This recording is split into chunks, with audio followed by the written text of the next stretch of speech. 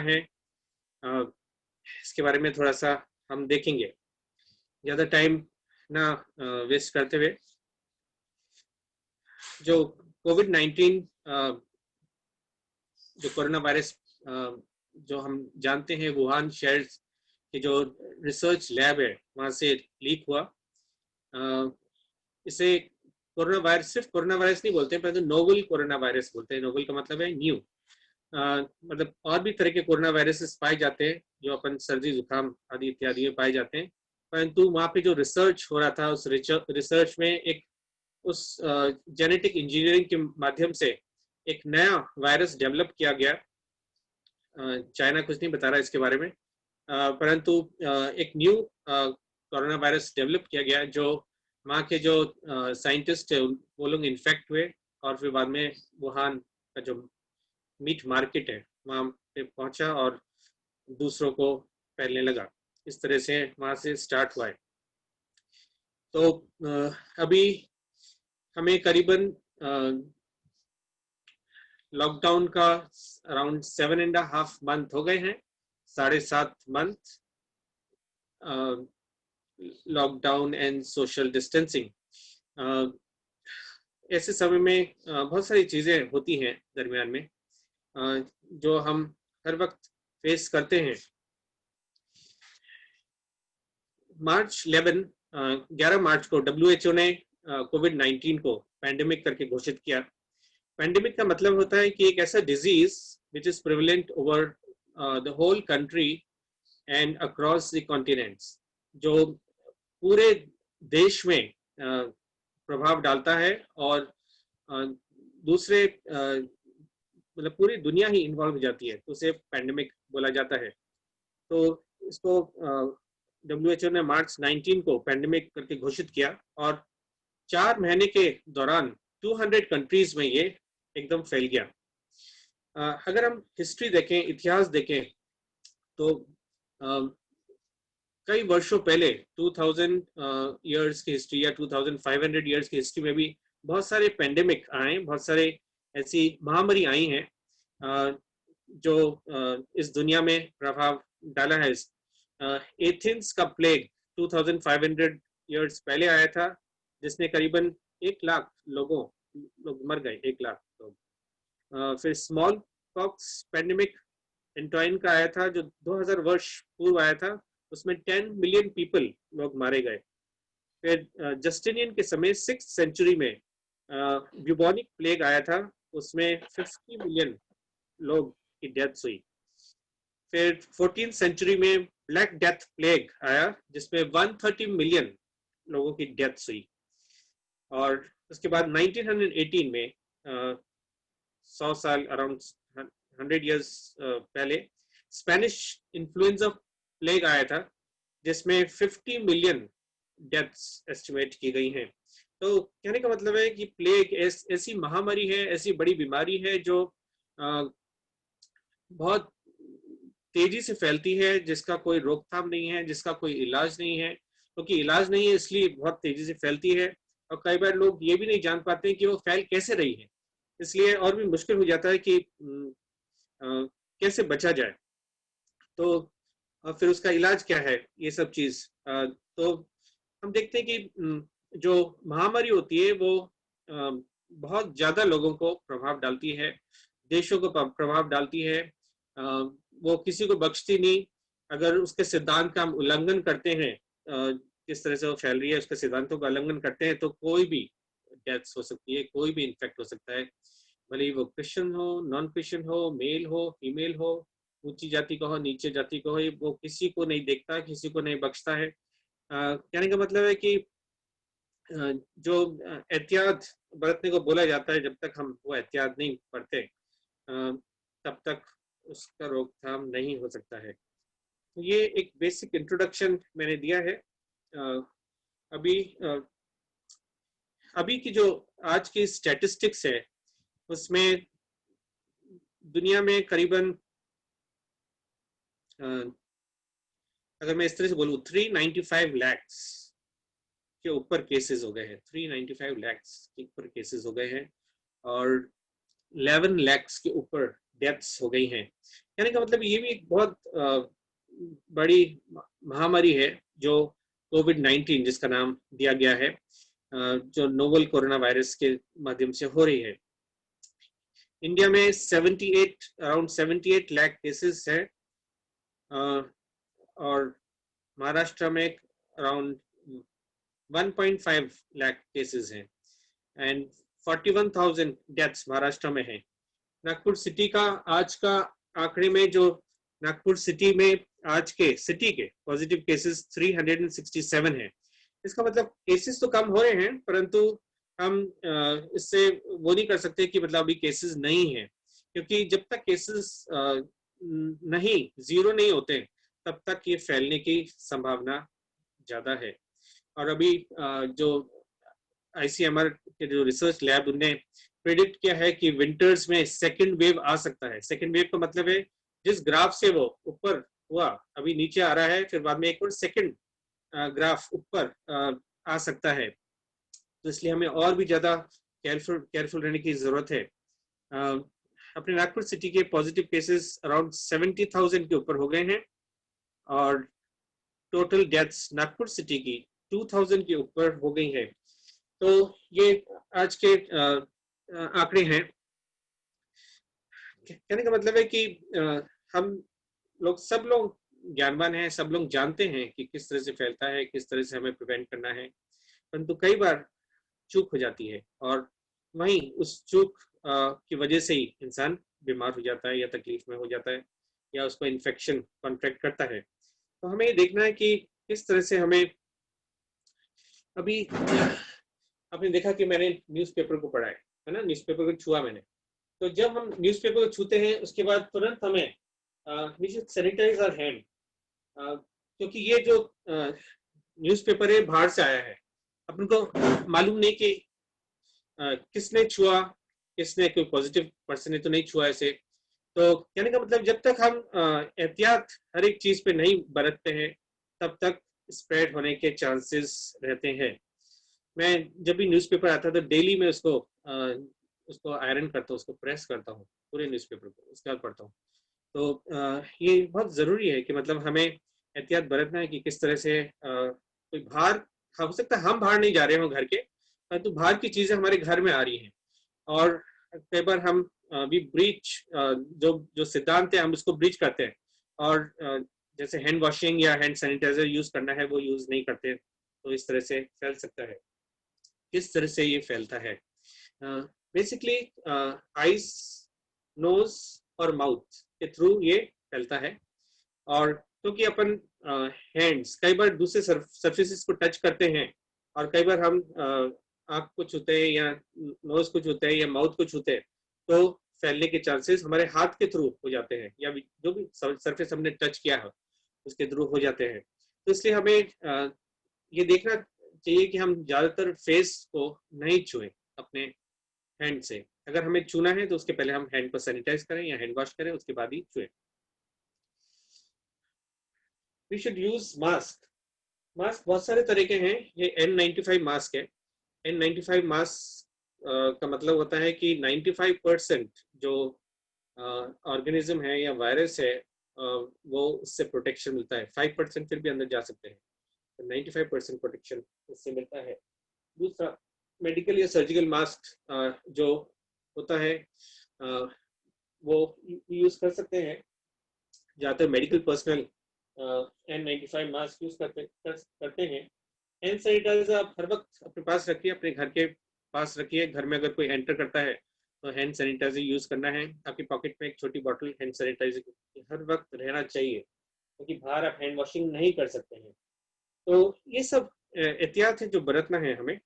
अगर कोई खांसी कर रहा है, अगर आप हो सकता है आपको हो, अगर आप खांसी कर रहे हैं तो आप मास्क के अंदर खांसी करें, खांसें, या अगला अगला अगर मास्क नीचे कर रहा है तो उसको बोलेंगे मास्क प्लीज ऊपर कर लीजिए। तो इस तरह से हमें ध्यान रखना है। अगर आप आईज की स्पेक्ट्स यूज कर रहे हैं तो थोड़ा प्रोटेक्शन आपको इससे मिल रहा है, परंतु कई बार फेस शील्ड की जरूरत पड़ती है। अगर आप आईज प्रोटेक्टेड नहीं है तो फेस शील्ड यूज करना है।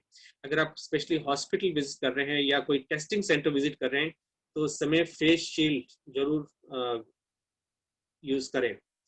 और अपना फेस, अपना जो हेड है वो पूरा कवर्ड रहना चाहिए अगर आप कोई हॉस्पिटल विजिट कर रहे हैं तो, क्योंकि जो वायरसेस है वो लैंड कर सकते हैं आपके सिर के ऊपर, आपके कपड़ों पे लैंड कर सकते हैं। जब आप बाहर से घर में आ रहे हैं तो आपके जो पूरे क्लोथ्स हैं आपको उतार के वॉश करना है और नहाना है। तो ये सब चीज एहतियात हमें बरतना पड़ेगा, भले हम वर्क प्लेस से क्यों नहीं आ रहे हो, तो भी हमें अपने पूरे कपड़े वॉश करने हैं और नहाना है, ताकि वायरस अगर किसी के थ्रू या किसी के टच होने से वायरस लग गया है, क्योंकि इवन क्लोथ्स पे वो 4 घंटे तक वायरस रह सकता है। तो कहने का मतलब है कि हमें ये सब चीज सावधानी बरतनी है। किस तरह से हम जानेंगे कि हमें कोविड-19 हुआ है? बहुत सारे सिम्टम्स हैं और सिम्टम्स फर्स्ट डे स्टार्ट नहीं होते, सिम्टम फोर्थ डे के बाद स्टार्ट होते हैं। तो इसलिए जो फर्स्ट 3-4 डेज का जो पीरियड है उसमें हम अननोइंगली वायरस को फैला सकते हैं दूसरों को। परंतु अगर हमें कोई फीवर, ये सब सिम्टम्स होते हैं, मैं आपको बताता हूँ। फीवर हो सकता है, रनिंग नोज, खांसी हो सकती है, सांस लेने में दिक्कत हो सकती है, लूज मोशन हो सकता है, सिर में दर्द हो सकता है, पेट में दर्द, छाती में दर्द, या loss of taste and loss of smell, ये ज़्यादातर बाद में आता है। तो ये सब चीज़ हो सकती है। जब भी कोई सिम्टम्स आपको लगता है तो तुरंत टेस्टिंग सेंटर जाएं और अपना कोविड एंटीजन टेस्ट कराएं। कई बार लोग डरते हैं कि कहीं मेरा टेस्ट पॉजिटिव नहीं निकल जाए, और ये डर ही इंसान को मार रहा है, ठीक है ना। कोविड इतना खतरनाक नहीं है जितना कोविड का डर खतरनाक है। इसलिए हमें इस डर के ऊपर सामना करना है, डर के ऊपर विजय प्राप्त करना है और अपना टेस्ट कराना है, क्योंकि अगर जो अंदर है वो ही बाहर आएगा लैब टेस्ट में। अगर आपको शुगर है, लोग शुगर टेस्ट करने से डरते हैं। अगर आपको शुगर है तभी तो शुगर टेस्टिंग में आएगा, अगर आपको शुगर नहीं है तो शुगर टेस्टिंग में कैसे आएगा। तो बॉडी में वायरस अगर है तो है, वो तो सच्चाई है, परंतु है या नहीं है उसको जानने के लिए आपको कोविड एंटीजन टेस्ट, जिसे रैपिड टेस्ट बोलते हैं, वो कराना पड़ता है। और इसका आधे घंटे के अंदर इसका रिपोर्ट मिल जाता है। और अगर प्राइवेट लैब्स में कराते हैं तो करीबन 600 रुपए में टेस्ट होता है। और अगर कोविड एंटीजन टेस्ट नेगेटिव होता है तो अगर आप हॉस्पिटल सेटिंग में हैं तो आपका सीटी स्कैन, सीटी थोरैक्स कराया जाता है, और उसमें देखा जाता है कि आपका स्कोर, सीटी स्कोर कितना है, कितना सीवियरिटी है। वो करीबन 3000 रुपीज में ये टेस्ट होता है। और अगर कोविड एंटीजन टेस्ट पॉजिटिव है, इसका मतलब आप पॉजिटिव है, उसमें कोई वो नहीं होता है कम पॉजिटिव, ज्यादा पॉजिटिव या बहुत ज्यादा पॉजिटिव। पॉजिटिव या नेगेटिव से मतलब है, अगर पॉजिटिव है कोविड एंटीजन टेस्ट तो आप पॉजिटिव है, अगर नेगेटिव है कोविड एंटीजन टेस्ट तो आप तब भी पॉजिटिव हो सकते हैं। उसके लिए हम एक स्पेशल टेस्ट होता है जिसे RT-PCR बोलते हैं, वो कराना पड़ता है। उसकी सेंसिटिविटी 95% है। और वो टेस्ट गवर्नमेंट में फ्री होता है, अगर प्राइवेट कराना है तो करीबन 2200 रुपीज में RT-PCR टेस्ट होता है, जो गवर्नमेंट अप्रूव्ड लैब्स है वहीं ये टेस्ट होते हैं। अगर आप पॉजिटिव आते हैं तो आपके फैमिली मेंबर्स का भी टेस्टिंग होना चाहिए, और जो आपके कॉन्टेक्ट्स हैं, कुछ 4-5 दिन में जो कॉन्टेक्ट्स हुए उन सब का भी टेस्टिंग होना जरूरी है। फिर आपको डॉक्टर्स की एडवाइस फॉलो करना है। आप 80% जो हैं लोग वो होम आइसोलेशन में रह के ट्रीटमेंट करा सकते हैं। घर पे रह के आप मेडिसिन ले सकते हैं, अपना SpO2 सैचुरेशन मॉनिटर कर सकते हैं। सैचुरेशन 90% के ऊपर रहना चाहिए। अगर अगर आपका सैचुरेशन पहले 95 है, उसके बाद 90 हो रहा है, तो थोड़ा सा डरने की जरूरत है, इन द सेंस कि आपको शायद हॉस्पिटल जाने की जरूरत पड़ सकती है। इसलिए सैचुरेशन की रीडिंग सुबह शाम लीजिए, कैलेंडर में नोट करिए जिस भी तारीख में है, और उसको मॉनिटर करते रहिए। और घर पे आपको कुछ मेडिसिन वो दी जाएंगी, वो लेना है, और कुछ डीप ब्रीदिंग एक्सरसाइजेस करनी है, रेस्पिरेटरी एक्सरसाइजेस। कुछ एक मेडिसिन है होम ट्रीटमेंट के लिए, कुछ एक मेडिसिन है जब हॉस्पिटलाइज होते हैं। जब हम हॉस्पिटलाइज होते हैं तो आईवी हमको एंटीवायरल्स और स्टेरॉइड्स वो सब दिए जाते हैं, और दूसरी मेडिसिन भी दी जाती हैं। तो अगर घर में है तो घर में रह के कुछ मेडिसिन ले सकते हैं, vitamin C, zinc, D3 tablet, vitamin D3 tablet, Fabiflu, steroids, या जो भी सिम्टम्स है उसके अकॉर्डिंग, पैरासिटामोल, या जो भी सिम्टम्स उसके अकॉर्डिंग हम टैबलेट्स ले सकते हैं। और मैंने देखा है कि अगर हमने तुरंत इलाज कराया तो हमें हॉस्पिटल जाने की जरूरत नहीं पड़ती है, परंतु हमने अगर नजरअंदाज किया अपने सिम्टम्स को और ट्रीटमेंट को, तो बहुत बड़ा नुकसान उठाना पड़ता है। और मैंने देखा कि जिन फैमिली को मैंने ट्रीटमेंट दिया, तो उनका कम रुपए में, मे बी 4,000 रुपीज में उनका इलाज हो गया, परंतु अगर वो हॉस्पिटल गए तो उनका बिल 4 lakhs। तो आप समझ सकते हैं कि कितना फाइनेंशियल ड्रेन, और शैतान हमारे फाइनेंसेस को इस तरह से अटैक कर रहा है। तो इसलिए हमें बहुत सावधानी बरतनी है। और जो एजुकेशन है, जो हम मेडिकल एजुकेशन आपको इस समय आपको दे रहा हूँ, आप सावधानी से सुनो, ताकि हमारा जो पैसा प्रभु के कार्य में लग सकता है, हमें इन सब चीजों पे देने की जरूरत ना पड़े। इसलिए तुरंत इलाज कराएं, जल्दी इलाज कराएं, अच्छा इलाज कराएं, ताकि आपको हॉस्पिटल जाने की जरूरत नहीं पड़े। एक मेरा फ्रेंड, एक एग्जांपल दे रहा हूँ, नर्सिंग स्टूडेंट है, नाम नहीं बताऊंगा। तो जब वो पॉजिटिव हुआ तो उसने अपने आप को आइसोलेट कर लिया, और फिर बाद में मैंने उससे पूछा कि आप क्या मेडिसिन ले रहे हैं। उसने बताया, मैंने बोला कि आप सिर्फ ये मेडिसिन ले रहे हैं, परंतु आपको ये 2 मेडिसिन और ऐड करना है। मैंने सोचा उसने मेरी बात मान ली होगी, परंतु कुछ समय बाद, 4 या 5 डेज के बाद वो हॉस्पिटल में आए और वो एडमिट हुआ, क्योंकि उसको सांस फूल रहा था। तो मैंने उससे पूछा कि आपने वो मेडिसिन नहीं ली क्या? तो उसने बोला कि नहीं, मैंने वो मेडिसिन नहीं ली। तो मैंने बोला कि आपने मेरी क्यों नहीं सुनी जब मैं आपको गाइड कर रहा हूँ? तो उसने नहीं सुना। मतलब मैं उसकी बुराई नहीं कर रहा हूँ, परंतु मैं उस माध्यम से आपको एक्सप्लेन करना चाह रहा हूँ कि ये स्थिति आपकी नहीं हो। फिर बाद में उसको एडमिट करना पड़ा, और उसको आईवी एंटीवायरल और दूसरी चीजें देना पड़ा। अभी वो स्वस्थ है, ठीक है। परंतु कहने का मतलब है कि जब हम कम मनी में कुछ इलाज कर सकते हैं, तो हमें ज्यादा मनी देने की जरूरत क्यों है? ये मेरा कहने का मतलब है। So we should follow doctor's advice, है ना। परमेश्वर ने हमें, यीशु मसीह बोलते हैं कि मैं धर्मियों के लिए नहीं, परंतु पापियों के लिए आया हूँ। यीशु मसीह पापियों का उद्धार करने आए, धर्मियों के लिए नहीं आए। और उसी संदर्भ में प्रभु यीशु मसीह ने बोला कि जो बीमारों को वैद्य की जरूरत है। तो प्रभु यीशु मसीह जब बोलते हैं बीमारों को वैद्य की जरूरत है, तो हमें प्रभु यीशु मसीह के इस वाणी पे ध्यान देना है। मेडिसिन खाना गुनाह नहीं है, और ना ही डॉक्टर की सलाह लेना गुनाह है। हमें कई बार एडवाइसेस लेना पड़ता है। सेक्युलर वर्ल्ड में जब हम रहते हैं, तो हमें जानना पड़ता है कि हमें कौन से वैक्सीन की जरूरत है।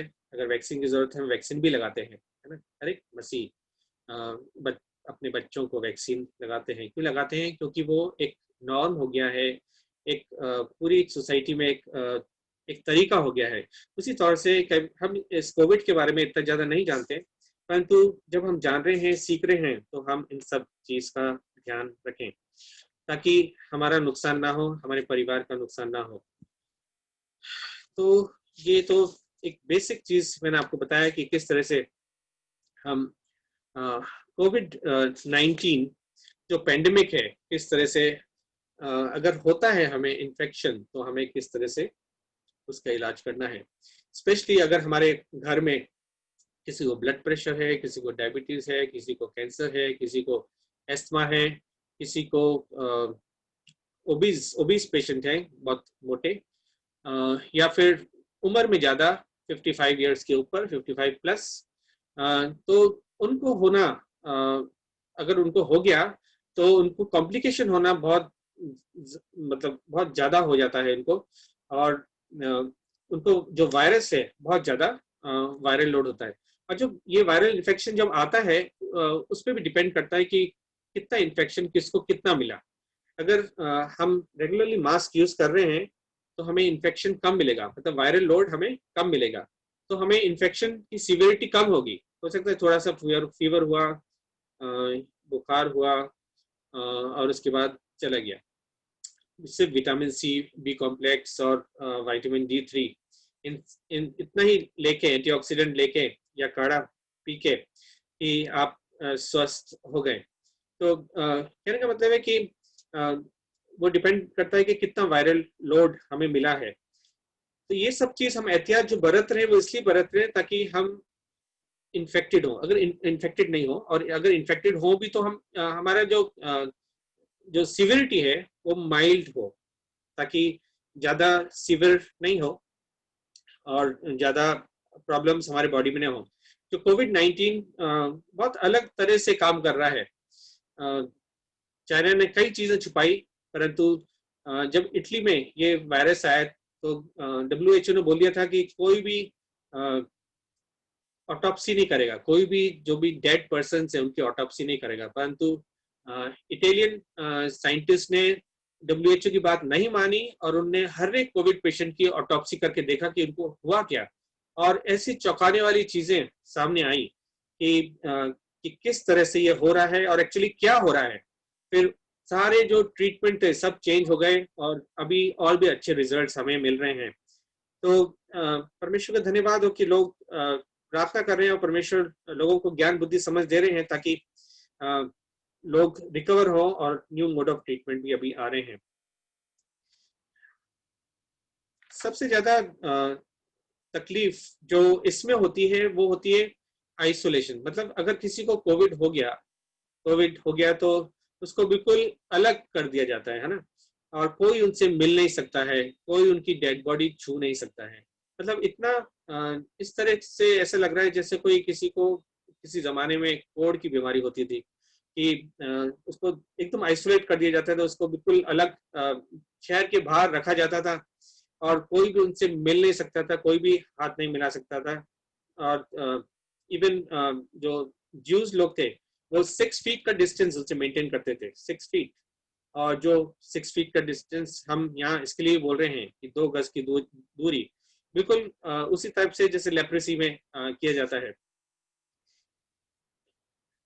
ओके, जब हम आइसोलेटेड रहते हैं, अभी चर्चेस बंद हैं, सारी सर्विसेज ऑनलाइन हैं, हम किसी से मिल नहीं सकते हैं, किसी से एक तरह से बात नहीं कर सकते हैं। But thanks be to God and thanks be to the media कि आज के जमाने में, ये 100 साल पहले ये नहीं था जब स्पेनिश फ्लू हुआ था, परंतु आज थोड़ा सा डिफरेंस है। हम फोन पे, मोबाइल फोन पे वीडियो कॉल कर सकते हैं, मोबाइल फोन पे किसी को कॉल कर सकते हैं, बात कर सकते हैं, ऑनलाइन सर्विस से अटेंड कर सकते हैं। मतलब एक इंटरेक्शन किसी न किसी से हमारा होता रहता है, ये एक बड़ी अच्छी बात है आज के जमाने में। एंड तो सबसे इम्पोर्टेंट चीज है, इंसान आइसोलेटेड होता है ना, बिल्कुल अलग थलग पड़ जाता है। और इवन अगर कोविड वार्ड में कोई पेशेंट है तो रिलेटिव्स नहीं मिल सकते हैं। हमारे हॉस्पिटल में थोड़ी सी ऐसी सुविधा है कि हर एक पेशेंट के संग, फैमिली मेंबर्स के संग वीडियो कॉल कराया जाता है दिन में एक बार, ताकि वो उनसे बात कर सकें 10 मिनट के लिए और उनसे पूछ सकें कि आप कैसे हो। परंतु हर एक हॉस्पिटल में वो सुविधा नहीं है। कई जगह फ़ोन अलाउ है और कई जगह फ़ोन अलाउ भी नहीं है। तो अलग अलग सिचुएशंस, अलग अलग हॉस्पिटल्स का अलग अलग जगह का अलग अलग प्रोटोकॉल्स है। उनको मालूम नहीं किसका कहाँ कैसा है, परंतु सिचुएशन बहुत गंभीर है। एक नॉर्मल फ्यूनरल भी उस इंसान को नहीं मिलता डेथ के बाद। कई जगह तो बॉडी को बर्न किया जाता है, उनको बरी करने भी नहीं दिया जाता है। तो इस तरह का है ये सब चीजें। जब इंसान आइसोलेटेड रहता है तो टेंशन, स्ट्रेस, डिप्रेशन वो सब हो जाता है। इस स्पेशली कोविड-19 में एक तो स्ट्रेस लेवल बढ़ जाता है, दूसरा डिप्रेशन आ सकता है, और तीसरा एक फियर ऑफ डेथ करके ये चीजें हो सकती है। किस तरह से हम इन सब चीजों को ओवरकम कर सकते हैं जब हम इस पैंडेमिक में जी रहे हैं? मैं तो ये बोलूंगा कि केवल हमें ओवरकम नहीं करना है, केवल हमें अपने बारे में नहीं सोचना है, परंतु हमें दूसरों के बारे में सोचना है, उन्हें भी हेल्प करना है कि हम वो ओवरकम कर सके। लड़ाई में जब एक सैनिक जाता है, और मैं सोचता हूँ हर एक मसीह सैनिक है, जब हम लड़ाई में जाते हैं तो हम क्या करते हैं, हथियारों से अपने आप को बचाते हैं, है ना। जो शील्ड होती है या आर्मर होता है या हेलमेट होता है, उससे हम अपने आप को बचाते हैं। परंतु केवल एक आर्मर होता है जो स्वॉर्ड है, जो तलवार है, उससे हम दूसरों को मार सकते हैं। मतलब बाकी सब डिफेंसिव वेपन्स हैं, परंतु केवल एक है ऑफेंसिव, जो है स्वॉर्ड। तो कहने का मतलब है कि हमें अपने आप को तो बचाना है, परंतु हमें आगे भी रीच आउट करना है दूसरों को और उनकी हेल्प करना है। वचन में लिखा है कि जो औरों की खेती सींचता है, उसकी भी खेती सींची जाएगी। जिस तरह से तुम चाहते हो कि लोग तुम्हारे संग करें, तुम उनके संग वैसा ही करो। एक गोल्डन रूल है, golden words of the Bible है कि जिस तरह से तुम चाहते हो कि लोग तुम्हारे संग करें, तुम उनके संग वैसा करो। परमेश्वर चाहता है कि इस समय मसीह लोगों को आगे बढ़ना चाहिए और आना चाहिए। जो मैंने आपके संग जो पेंडेमिक्स की जो वर्णन किया, हिस्ट्री ऑफ पेंडेमिक्स, उसमें कई जगह ज्यूज को मारा गया। जो ब्लैक डेथ प्लेग था, उसमें 2000 ज्यूज को जला दिया गया, 2000 यहूदियों को जला दिया गया और उनको बोला गया कि तुम्हारी वजह से, तुमने उस वेल को पॉइजन किया है, इसलिए तुम्हारी वजह से ये पेंडेमिक आया है।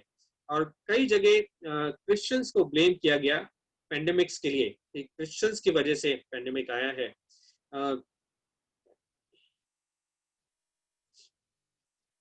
कुछ कुछ भी कारण बना के कि आपने हमारे देवताओं को के सामने सिर नहीं झुकाया, इसलिए हमारे देवता नाराज हैं और इसलिए पेंडेमिक आया। मतलब कारण कुछ भी बताया गया, परंतु उस समय के जो हिस्टोरियन है उनने लिखा कि उस समय जो मसीह लोग थे, वो लोग आगे बढ़ के ऐसे लोगों की उनने सुधि ली, ऐसे लोगों की सेवा टहल की जो जिसकी लोग सेवा टहल नहीं करना चाह रहे थे। और उसके फलस्वरूप बहुत सारे अविश्वासी लोग मसीह में आ गए। तो कहने का मतलब है, व्हाट इज आवर पेंडेमिक में एज अ मसीह, हमारा क्या रोल है?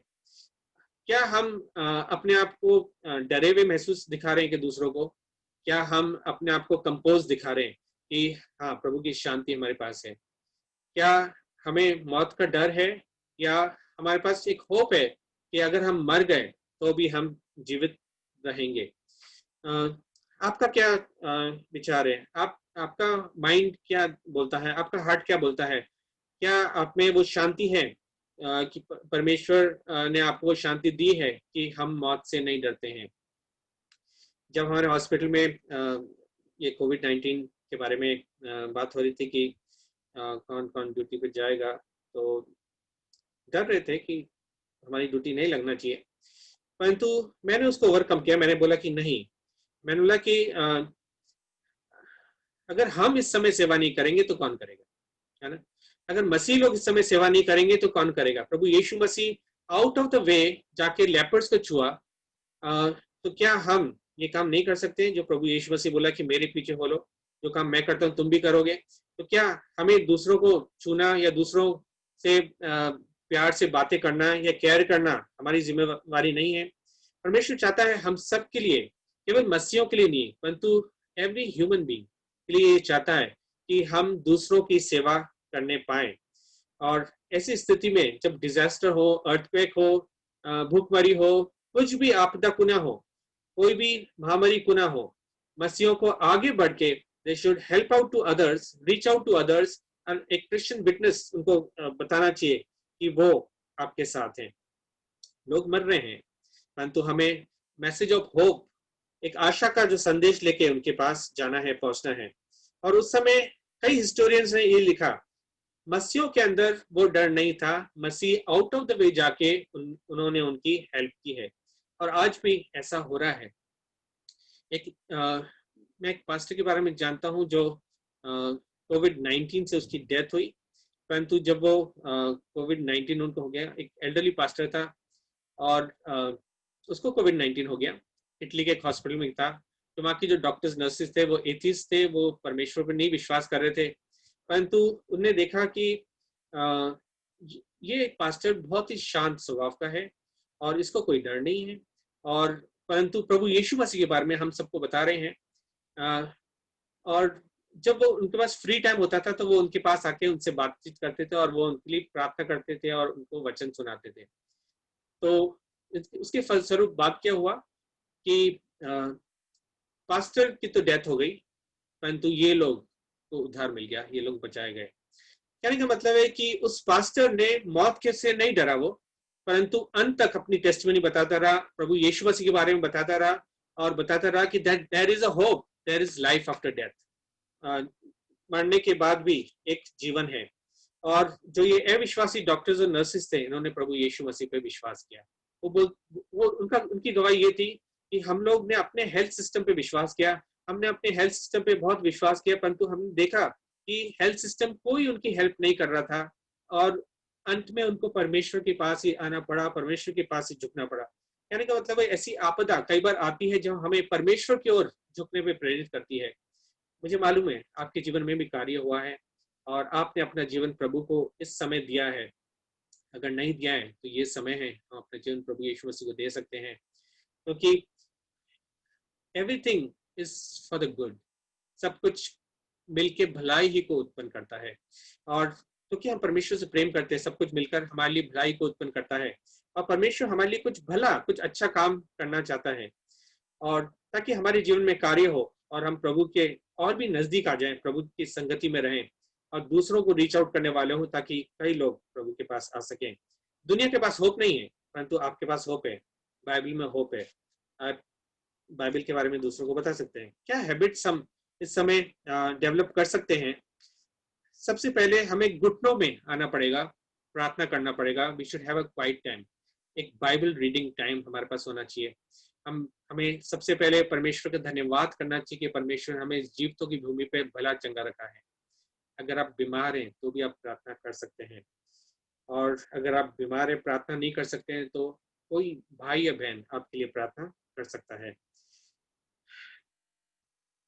मेडिटेशन आपको करना है, एक्टिव मेडिटेशन। एक्टिव मेडिटेशन का मतलब है आपको बाइबल की जो वर्सेस हैं मुंह से जोर जोर के बोलना है। विश्वास सुनने से, और सुनना मसीह के वचन या मसीह के कलाम से आता है। तो परमेश्वर का वचन आप जोर जोर की पढ़ो। कोई सा भी वचन आप ले सकते हैं पढ़ने के लिए, भले वो भजन संहिता 23 क्यों ना हो या भजन संहिता 91 क्यों ना हो। जैसे यहोवा मेरा चरवा है, मुझे कुछ घटी ना होगी। वो मुझे हरी हरी चराइयों में बैठाता है, वो मुझे सुखदाई जल के झरने के पास ले चलता है। वो मेरे जी में जी ले आता है, धर्म के मार्गों में वो अपने नाम के निमित्त मेरी अगुवाई करता है। चाहे मैं घोर घोर अंधकार से भरी हुई तराई में होके चलूं तो भी हानि से ना डरूंगा, क्योंकि तू मेरे साथ रहता है, तेरे सोटे और तेरी लाठी से मुझे शांति मिलती है। तो लिखा है, चाहे मैं घोर अंधकार से भरी हुई तराई में होके चलूं तो भी हानि से ना डरूंगा, क्योंकि तू मेरे साथ रहता है। कई बार मसीहों पे भी आफत आई है। अगर हम 9/11 देखें, उस समय भी कई लोगों की डेथ हुई, बहुत तकलीफ हुई। और उस समय के प्रेसिडेंट ने ये भजन संहिता 23 ही पढ़ा था। मुझे अभी मालूम नहीं पूरा था। Even though I walk to the valley of shadow of death, I will fear no evil, for thou art with me. प्रभु यीशु मसीह ने हमसे वायदा किया है कि मैं तुम्हें कभी नहीं छोड़ूंगा ना त्यागूंगा। हम प्रभु यीशु मसीह के वायदे पर विश्वास करें और प्रभु यीशु मसीह के वायदे को दूसरों को बताओ। जब हम दूसरों को बताएंगे परमेश्वर के वादे, परमेश्वर के वचन, तो उनका भी विश्वास बढ़ेगा और हमारा भी विश्वास बढ़ेगा। तो पहला काम हमें करना है कि हमें घुटनों पे आके प्रार्थना करना है। हमें कुछ डिवोशनल पढ़ सकते हैं। जब सर्वप्रथम आप उठते हैं तो यही रिक्वेस्ट है कि आप फोन को ना देखें, परंतु सबसे पहले हम अपने माइंड को परमेश्वर की ओर देखने पाए, परमेश्वर की ओर लगाने पाए। जब हम अपना प्रायोरिटी सेट सही करेंगे, तब हम आगे की जो प्रायोरिटी है, आगे का दिन हमारा और भी अच्छा प्रायोरिटाइज होगा। तो सबसे पहले हमें परमेश्वर को सीक के first the kingdom of God and his righteousness and all these things shall be added. सबसे पहले उसके धर्म या धार्मिकता की खोज करें और उसके राज्य की खोज करें। तो फर्स्ट थिंग फर्स्ट। उसके बाद अगर आपको न्यूज सुनना है या कोई आपका पेट सीरियल या कुछ डिस्कवरी चैनल या ज्योग्राफी चैनल आपको देखना है तो आप लंच टाइम में देख सकते हैं। मैं बोलूँगा कि सोने के पहले ना देखें, सोने के पहले कोई हॉरर मूवी ना देखें, सोने के पहले ऐसे खतरनाक सीरियल्स ना देखें, उससे ऐसा ना हो कि आपकी नींद खराब हो जाए। कई बार जो हम एंड में देखते हैं वही चीज हम सपन में भी देखते हैं।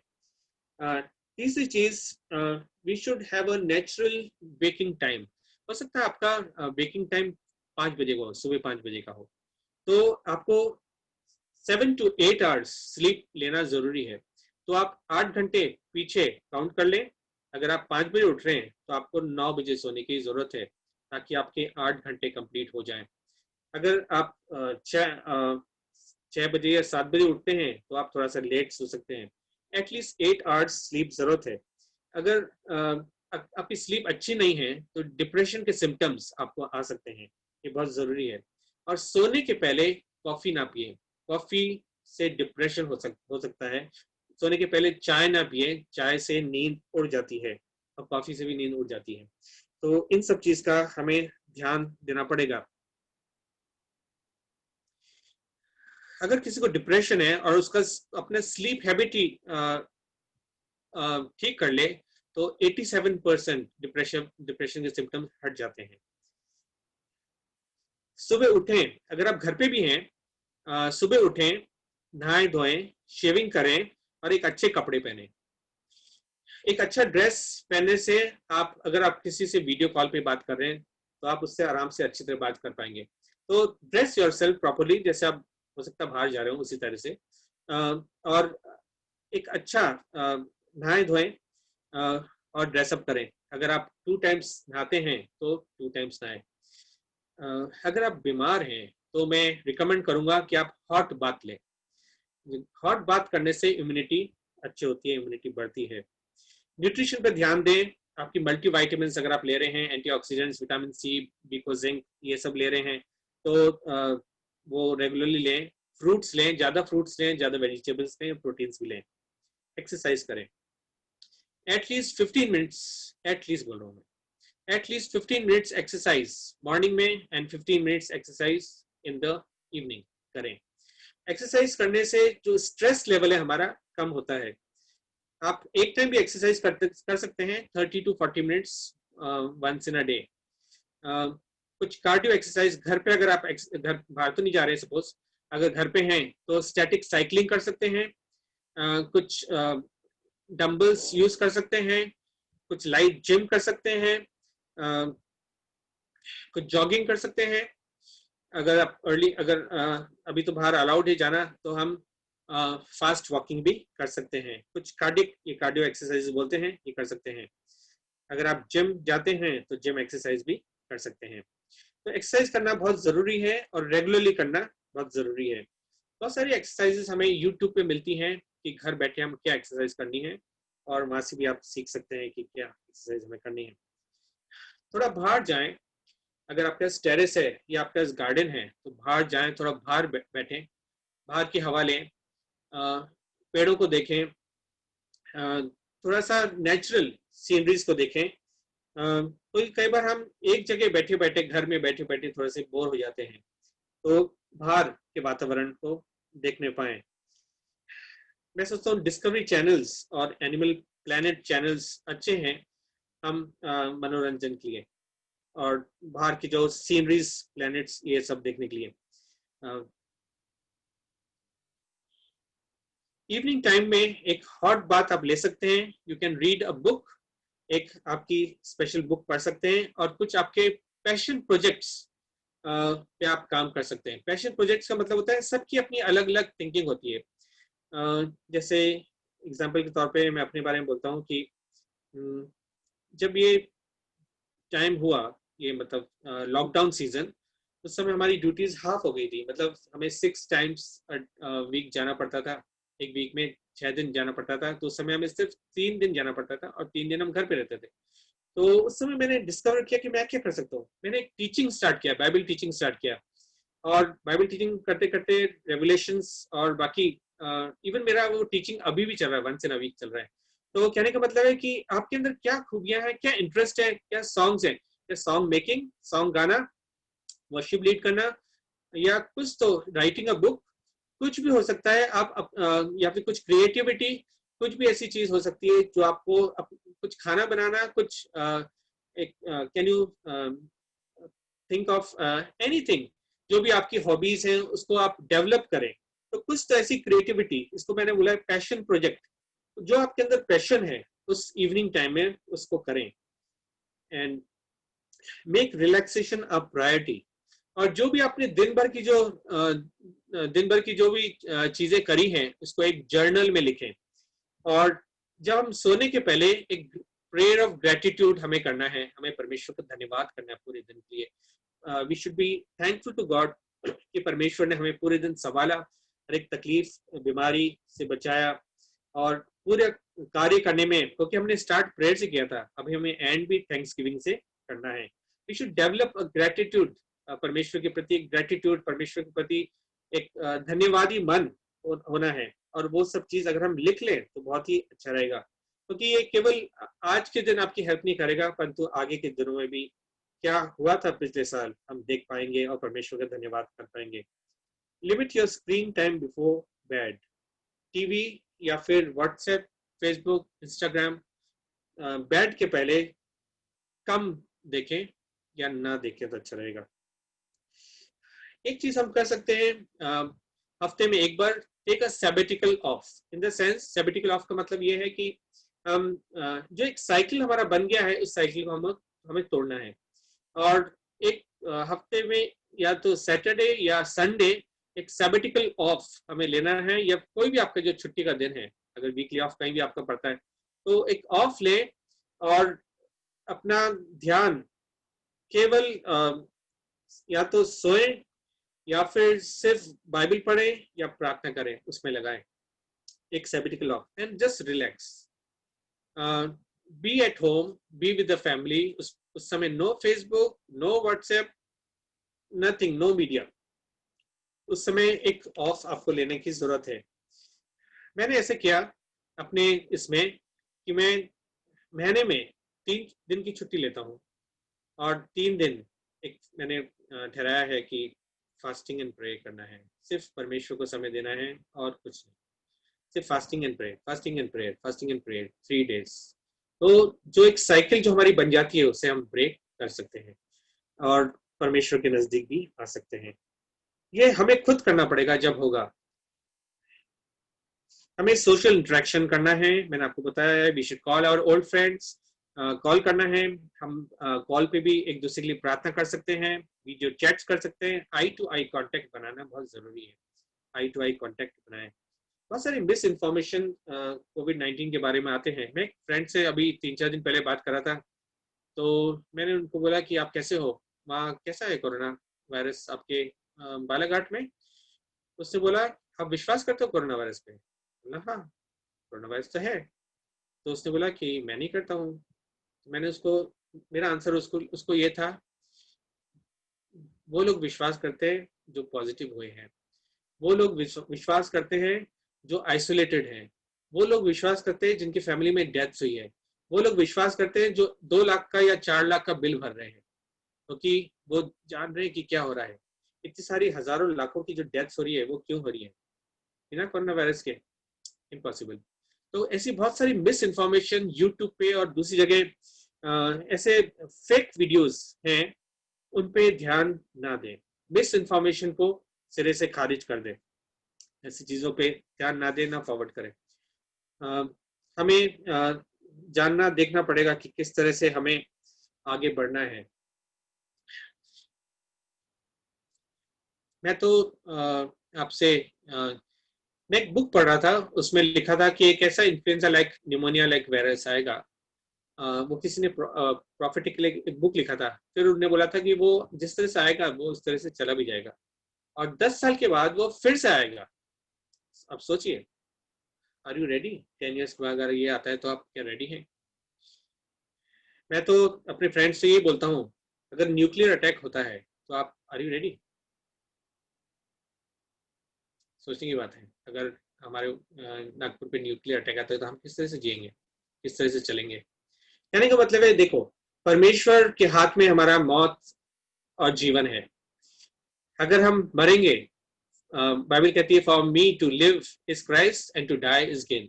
अगर मैं मरता हूं तो गेन है, मेरे लिए जीना मसीह और मरना लाभ है। तो हमें मौत से डरने की जरूरत नहीं है। हम जल्दी प्रभु के पास पहुंच जाएंगे, हम जल्दी स्वर्गीय राज्य में चले जाएंगे, तो बड़ी अच्छी बात है। परंतु जब तक प्रभु ने हमें जीवित रखा है तो हम प्रभु की कार्य करें, प्रभु की सेवा करें और मौत से ना डरें। सबसे बड़ी बीमारी अगर है तो मौत से डरना है। बहुत सारे लोग इस बीमारी से पीड़ित हैं आज के समय। क्या हम उनके पास जाएंगे, उनको बोलेंगे? एक जन है, तो है प्रभु यीशु मसीह, जिसने मौत के ऊपर विजय प्राप्त किया है। क्या आप उस पर विश्वास करोगे?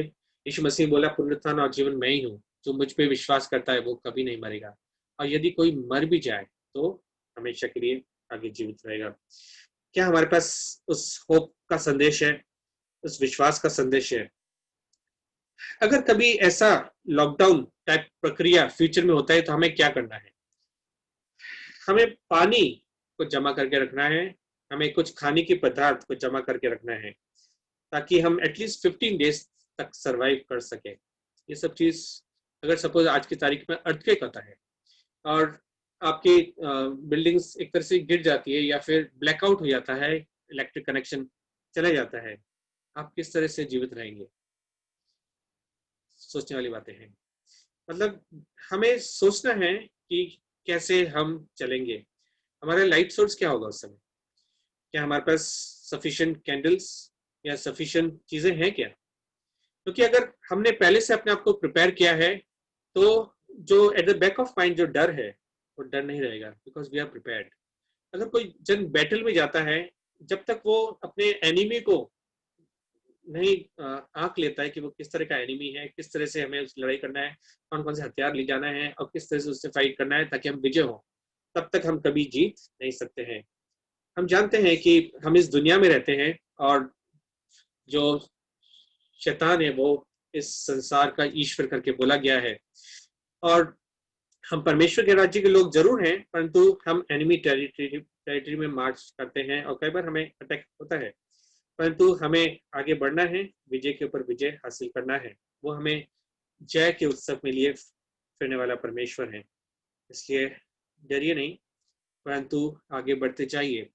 क्राइसिस आएंगे और क्राइसिस जाएंगे, परंतु हम हर वक्त विजय होके आएंगे। तो हमें क्रिश्चियन पर्सपेक्टिव, मसीह पर्सपेक्टिव यही है that we have life after that. हमें बीमारी आ सकती है, बीमार हो सकते हैं, परंतु हमारी आत्मा को शैतान नहीं छू सकता है। अय्यूब का जीवन देखिए, अय्यूब को स्टडी करें ऐसे समय में, भजन संहिताओं को स्टडी करें, कैसे परमेश्वर ने बहुत सारे भजन में इंकरेजिंग वर्ड्स लिखे हैं। उस समय आप भजन संहिता या नीति वचन पढ़ सकते हैं और अय्यूब के जीवन को देख सकते हैं, किस तरह से उसके ऊपर क्राइसिस आया, उसके ऊपर किस तरह का एक तरह से पैंडेमिक आया, परंतु वो अपने विश्वास, उसने क्या बोला? मैं जानता हूं कि मेरा छुड़ाने वाला जीवित है। और उसके इस विश्वास की वजह से कि मैं जानता हूं कि मेरा छुड़ाने वाला जीवित है और अंत में वो इस पृथ्वी पे खड़ा होगा। तो हम जाने कि भले ही शैतान इस पृथ्वी का एक तरह से हाकिम है, परंतु अंत में हमारा प्रभु यीशु मसीह, जब बैटल ऑफ आर्मेगेडन आएगा तो यीशु मसीह जहां से उठा लिया गया वहीं पे आके खड़ा होगा। मैं जानता हूं कि मेरा छुड़ाने वाला जीवित है और अंत में वो आएगा और न्याय चुकाएगा। तो परमेश्वर हमारे साथ है, तो मनुष्य हमारा क्या कर सकता है और शैतान भी क्या कर सकता है? Manifest your faith, be a living testimony. हमें अपने विश्वास का प्रकटीकरण ऐसे समय में करना है और टेस्टिमनी देना है, अपनी गवाही दूसरों के साथ शेयर करना है। हमें लोगों को बताना है कि हम मौत से नहीं डरते, हमें यीशु मसीह ने विजय दिया है। Stop worrying. प्रभु यीशु मसीह बोलते हैं कि कल की चिंता क्यों करते हो, आज के लिए आज का दुखी बहुत है। तो कल की चिंता हमें नहीं करना है। एक आंकड़ा बोलता है कि 60 million people die every year. 60 million, कोविड-19 नहीं बोल रहा हूँ, नॉर्मली भाई ब्लड प्रेशर हो, डायबिटीज हो, हार्ट डिजीज हो, कैंसर हो, HIV हो या कोई दूसरी बीमारी क्यों ना हो, 60 मिलियन पीपल हर साल मरते हैं। तो डेथ तो आएगी ही, आज नहीं तो कल। और कोई भी यहाँ इसलिए नहीं आया है इस दुनिया में कि मतलब हर वक्त जीवित ही रहेगा। वो अलग बात है कि प्रभु यीशु मसीह हमारे जीवन काल में आ जाए तो हम जीवित उठा लिए जाएंगे, परंतु जो भी इस दुनिया में आया है वो आज नहीं तो कल तो मरेगा। इसलिए हमें मौत से डरने की जरूरत नहीं है, तो हम मौत के ऊपर विजय प्राप्त करने वाले लोग हैं। ये एक हेल्थ क्राइसिस है, हमें दूसरों को बचाना है। कुछ लोग बोलते हैं कि हमें परमेश्वर ने बोला है कि इकट्ठे हो, तो हम इकट्ठे होंगे और चर्चेस खुलना चाहिए और हम सब इकट्ठे होंगे। हम मसीह लोग दूसरों को केयर करने वाले लोग भी हैं, है ना। हमारे बुजुर्ग लोग भी हैं चर्चेस में, और अगर एक इन्फेक्टेड केस अगर पहुंच गया और दूसरों को फैला दिया और बुजुर्ग में किसी को फैल गया या उनकी डेथ हो गई, तो हम लोग रिस्पॉन्सिबल होंगे, है ना, उसके लिए। तो परमेश्वर नहीं चाहता कि ऐसा हो, इसलिए हमें सावधानी बरतना है। सोशल डिस्टेंसिंग मेंटेन करें, ज्यादा भीड़ भाड़ वाले एरियाज में ना जाएं, अवॉइड करें। बुजुर्गों को अवॉइड करें कि वो नहीं जाएं। अगर बहुत ही जाना है हॉस्पिटल्स में, तो एहतियात बरतें, नॉन कोविड हॉस्पिटल्स में जाएं, क्योंकि आजकल हर एक हॉस्पिटल में कोविड पेशेंट्स आ रहे हैं। हम कोविड 19 कहीं से भी कांटेक्ट कर सकते हैं, इसलिए हैंड सैनिटाइजर यूज करें रेगुलरली। मास्क पहने, मास्क को नीचे ना करें, ऐसे करके बात ना करें। आजकल एक न्यू फैशन है कि नीचे करके लोग बात करते हैं, मास्क को पहनकर ही बात करें। सब लोग सुन सकते हैं मास्क के अंदर से भी। तो ये सब चीज को हमें ध्यान देना पड़ेगा। And we should be caring for others, है ना। We should, Christian community is a caring community, हमें दूसरों को हेल्प करना है। मैं जानता हूँ कि आप लोग ने कई लोगों की सुधि ली, जो भूखे थे आपने उनको खाना खिलाया, और जिनके पास पैसे नहीं थे आपने उनकी सुधि ली और आपने उनकी मदद की। और यही तो मसीहत है। अगर हमने ऐसे अंधकार वाले समय में या क्राइसिस के समय में दूसरों की हेल्प नहीं करी, मदद नहीं करी, तो हमारा क्या कार्य। परमेश्वर चाहता है that we should become a channel of blessing for others। हम दूसरों के लिए एक आशीष का स्रोत बन जाए, एक आशीष का कारण बन जाए। परमेश्वर हमारे जीवन में यही चाहते हैं। सबसे ज्यादा डर अगर किसी का होना चाहिए, कोविड 19 का डर हमें नहीं होना चाहिए, परंतु इंसान किससे ज्यादा डरता है? वो मौत से डरता है। बीमारी से भी नहीं डरता है, परंतु मौत से डरता है। और वो सोचता है कि कोविड 19 अगर हो गया तो मौत है। ऐसा नहीं है।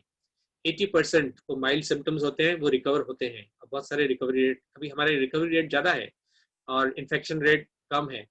तो 80% तो घर बैठे ही ठीक हो जाते हैं, और केवल 1% या 2% को ही आईसीयू ट्रीटमेंट या वेंटिलेटर की जरूरत पड़ती है।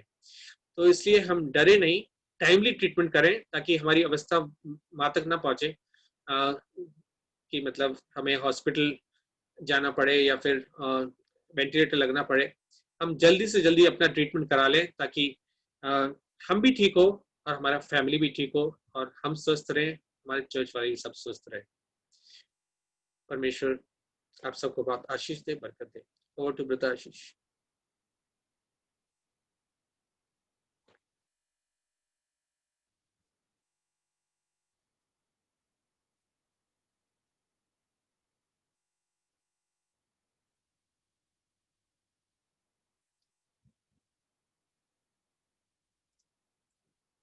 Over to brother Ashish. धन्यवाद पास्टर साहब सुंदर से सेशन के लिए।